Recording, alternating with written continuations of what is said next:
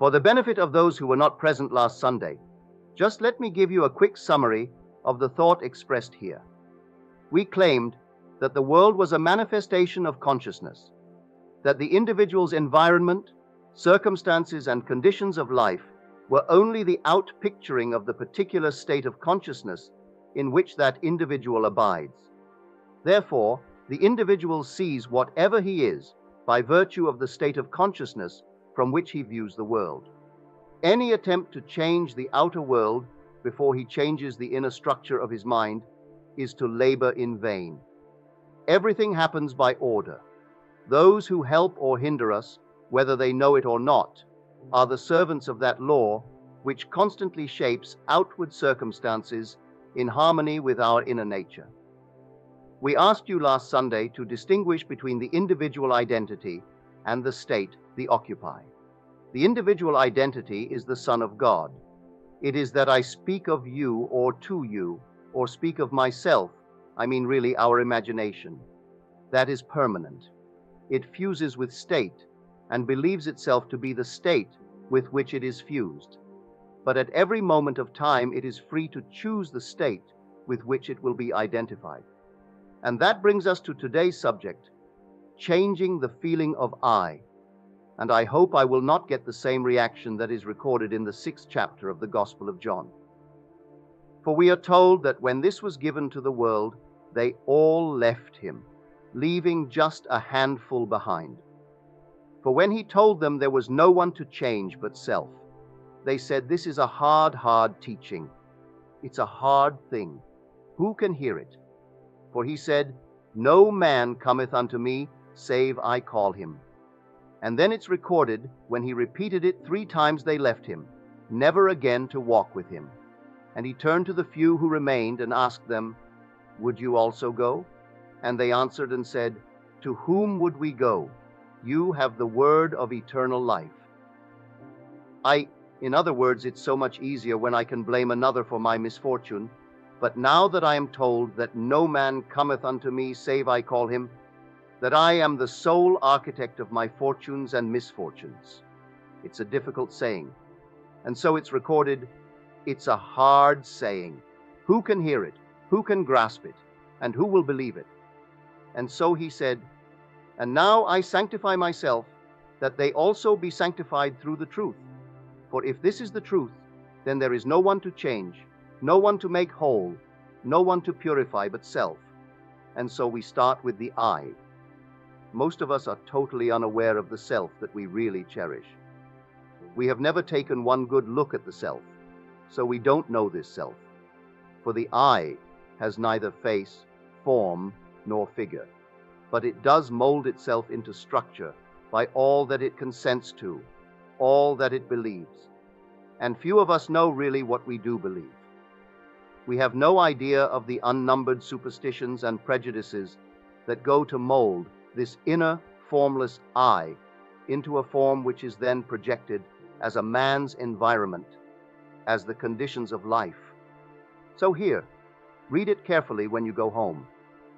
"No man cometh unto me, save I call him." You didn't choose me, I have chosen you. No man can take away my life.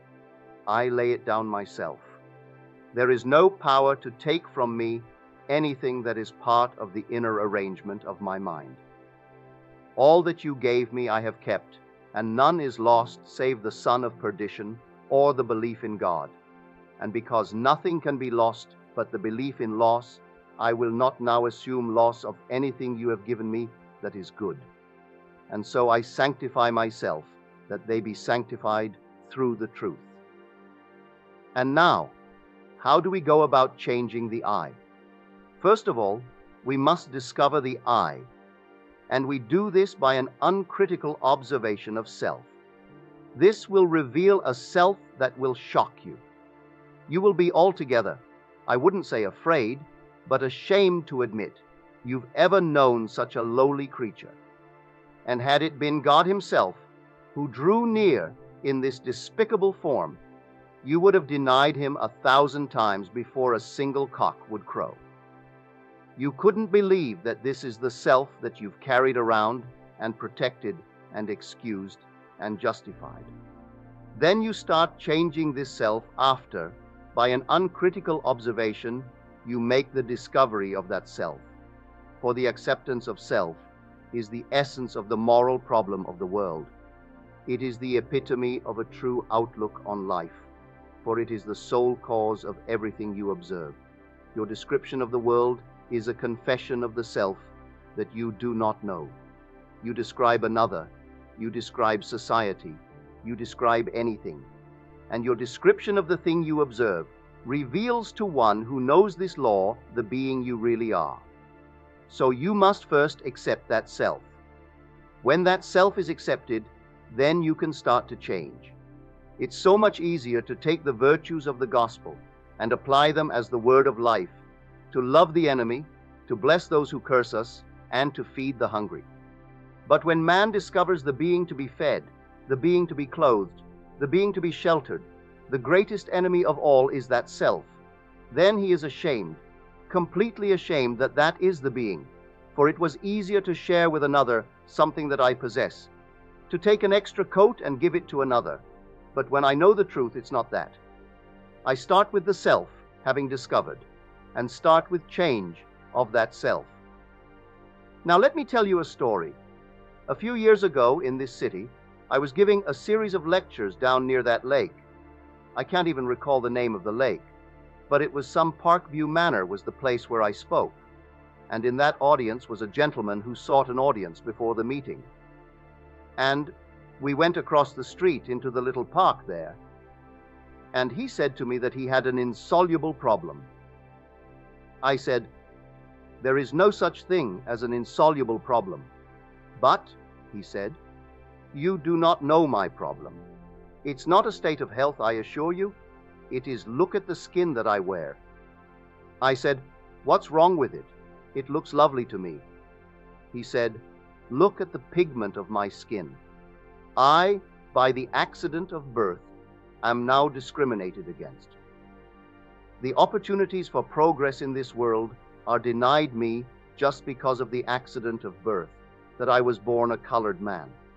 Opportunities for advancement in every field, neighborhoods that I would like to live in and raise a family I couldn't move in, where I would like to open up a business I couldn't move into that area." Then I told him my own personal experience, that I came to this country. Well, I didn't have that problem, but I was a foreigner in the midst of all Americans. I didn't find it difficult. Yet, as he reminded me. But that's not my problem, Neville. Others have come here speaking with an accent, but they haven't my skin, and I was born an American. Then I told him an experience of mine in New York City. If I were called upon to name a man that I would consider my teacher, I would name Abdullah. I studied with that gentleman for 5 years. He had the same color skin, the same pigment as this gentleman. He would never allow anyone to refer to him as a colored man. He was very proud of being a Negro, didn't want any modification of what God had made him. He turned to me and he said, "Have you ever seen a picture of the Sphinx?" I said, "Yes." He said, "It embodies the 4 fixed quarters of the universe. You have the lion, the eagle, the bull, and man. And here is man, that is the head. The crown of that creature called the Sphinx, which still defies man's knowledge to unriddle it, was crowned with a human head. And look carefully at the head, Neville, and you will see whoever modeled that head must have been a Negro. Whoever modeled it had the face of a Negro. And if that still defies man's ability to unravel it, I am very proud that I am a Negro. I have seen scientists, doctors, lawyers, bankers, from every walk of life seek an audience with old Abdullah, and everyone who came thought themselves honored to be admitted to his home and to receive an interview. If he was ever invited out, and he was always the honored guest. He said, "Neville, you must first start with self. Find self. Don't be ashamed ever of the being you are. Discover it and start the changing of that self." Well, I told this gentleman exactly what Abdullah had taught me, that there was no cause outside of the arrangement of his own mind. If he was discriminated against, it was not because of the pigment of his skin, though he showed me signs as large as all outdoors, denying him access to a certain area. The sign is there only because in the minds of some men such patterns are formed, and they draw unto themselves what now they would condemn, that there is no power outside the mind of man to do anything to man, and he, by the arrangement of his own mind, by consenting to these restrictions in his cradle, and being conditioned slowly through his youth, waking into manhood, believing himself set upon, would have to be set upon, but no man cometh unto me save I call him.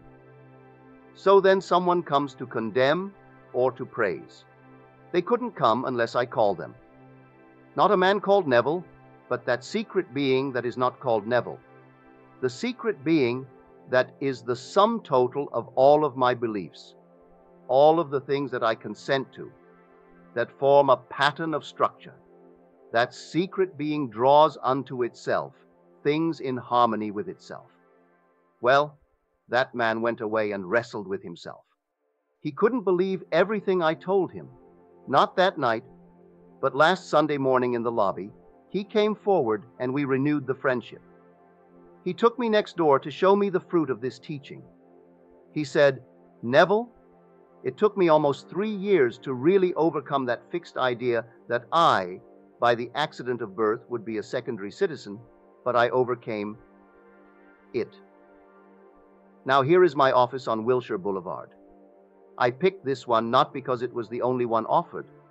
4 equally wonderful spots were offered me. I took this one because it had greater telephone facilities, but the others were equally good. Now here is my office. Now you couldn't judge my income from this office, lovely as it is. Everything is nice about it, but, Neville, this year I will net $250,000. Well, in America, that is still a fabulous sum of money. It would be staggering in any other part of the world, but even in fabulous America, a man to net $250,000 is really up in the very highest of brackets. And that was the man that a few years ago told me the whole vast world was against him by reason of the accident of birth. He knows now he is what he is by virtue of the state of consciousness with which he is identified, and the choice is his to go back to the restrictions of his childhood when he believed the story, or to continue in the freedom that he has found. So you and I can be anything in this world we desire to be, if we will clearly define our aim in life and constantly occupy that aim. It must be habitual. The concept we hold of self that is noble must not be put on just for a moment and taken off when we leave this church. We feel free here. We feel that we have something in common. That's why we are here. But are we going to wear the noble concept we now hold of self when we go through the door and enter that bus? Or are we going to return to the restrictions that were ours prior to coming here? The choice is ours, and the hardest lesson to learn is that there is no one in this world that can be drawn into your world unless you and you alone call him. So do not do what they did thousands of years ago, for that is the beginning of the secession of the great truth. So we are told they turned away from it, never again to walk with it. And the few who remained didn't like it either. But where would they go if this is the word of eternal truth? Not that it's true for this day and age, but if this is the law of being, and in all the dimensions of my being, it holds good. If this is eternally true, then let me learn the lesson now, though I wrestle with myself as he did for 3 years. So, the changing of the feeling of I is a selective thing, because unnumbered states are infinite states. But the I is not the state. The I believes itself to be the state when it enters and fuses with it. So he was presented with a state, and without the faculty of discrimination in his youth, he fused with the state, and believed these restrictions were true. And it took him 3 years to disentangle the I from these fixed ideas with which he had lived for so many years. Now you may take only a moment, or you too may take your 3 years. I can't tell you how long it's going to take you, but I'll tell you this much. It can be measured by the feeling of naturalness. You can wear a feeling until it's natural. The moment the feeling becomes natural, it will begin to bear fruit within your world. So I told this story at a small gathering here in the city, and not very many asked questions about it, but 3 people asked, but he must have had money before. He must have known the right people. He must in some way have had some substance to start it. Because how can you go out to loan $100 million and call that a real fact of being, that you have that to loan, and tell me you didn't have someone who had it, or you yourself didn't have it? I did not ask the gentleman about the individual facts of the case. I went into the office, I saw it, I didn't look at his books. He volunteered this information and gave me the figure of $250,000 net for the year. I have not checked or in any way verified the statement. I believe it implicitly. But I will not go along with those who believe that unless you have certain things to start with, you can't apply this law. You can start now from scratch and choose the being you want to be. You aren't going to change the pigment of your skin, but you will find your accent or the pigment of skin or your so-called racial background will not be a hindrance. For if a man is ever hindered, it can only be the state of consciousness in which he abides that hinders him. Man is freed or constrained by reason of the state of mind in which he persists. If you persist in it, well, then I will say, persist in it. But I warn you, no one cares. And that is an awful blow when a man discovers that no one but himself really cares. So we find ourselves weeping with ourselves in the hope of getting others to weep with us. And what an awful shock when the day arrives we discover that no one really ever cared. They will give us some little listening ear for a moment, just as they were passing by, but they really didn't care. When we make that discovery, we shake ourselves out of it and boldly appropriate the gift our Father gave us before that the world was. So let me show you the gift. You've read your Lord's Prayer, possibly daily, but you read it as a prayer from a translation of a translation which does not reveal the sense of the evangelist. The real translation you will find in Farrar Fenton's work, where in the original it is written in the imperative passive mood, which is like a standing order, a thing to be done absolutely and continuously, so that you can look now upon your universe as one vast interknit machinery where all things happen. There isn't a thing to become. All things are taking place. So it is written in this manner, Thy will must be being done. Thy kingdom must be being restored. It is the only way you could express it, if you would express the imperative passive mood. But from the Latin from which our translation was made, there is no first aorist of the imperative passive mood. So we have it in the way we have it, but it does not reveal the intent of the mysteries. If you will see all things are now, you don't become. You simply select the state that you would occupy. Occupying it, you seem to become, but it is already a fact. Every aspect of that state in its most minute detail. It's worked out and taking place. You, by occupying the state, seem to go through the action of unfolding that state, but the state is completely finished and taking place. So now you can choose the being you want to be. And by choosing a being other than what you are now expressing, you start the change of the feeling of I. Now, how will I know that I have changed the feeling of I? By beginning first with an uncritical observation of my reactions to life, and then noticing my reactions when I think I am identified with my choice. If I assume that I am the man that I want to be, let me observe my reactions. If they are as they were, I have not identified myself with my choice, for my reactions are automatic. And so if I am changed, I would automatically change my reactions to life. So the changing of the feeling of I results in a change of reaction. which change of reaction is a change of environment and behavior. But let me warn you now, a little alteration of mood is not a transformation. It's not a real change of consciousness. Because as I change my mood for the moment, it can quickly and rapidly be, I would say, replaced by another mood in the reverse direction. When I say that I was changed, as that gentleman changed his mood, his basic mood, his state of consciousness, it means that having assumed that I am what the moment denied, what my reason denied, that I remain in that state long enough to make that state stable, so that all of my energies are flowing from that state. I am no longer thinking of that state. I am thinking from that state. So that wherever a state grows so stable as to definitely expel all of its rivals, then that central, habitual state of consciousness from which I think defines my character and is really a true transformation or change of consciousness. Whenever I reach that state of stability, watch my world mold itself, then in harmony with this inner change. And men will come into my world, people will come to aid, and they will think they are initiating the urge to help. They are playing only their part. They must do what they do, because I have done what I did. Having moved from one state into the other, I have altered my relationship relative to the world round about, and that changed relationship compels a change in behavior relative to my world.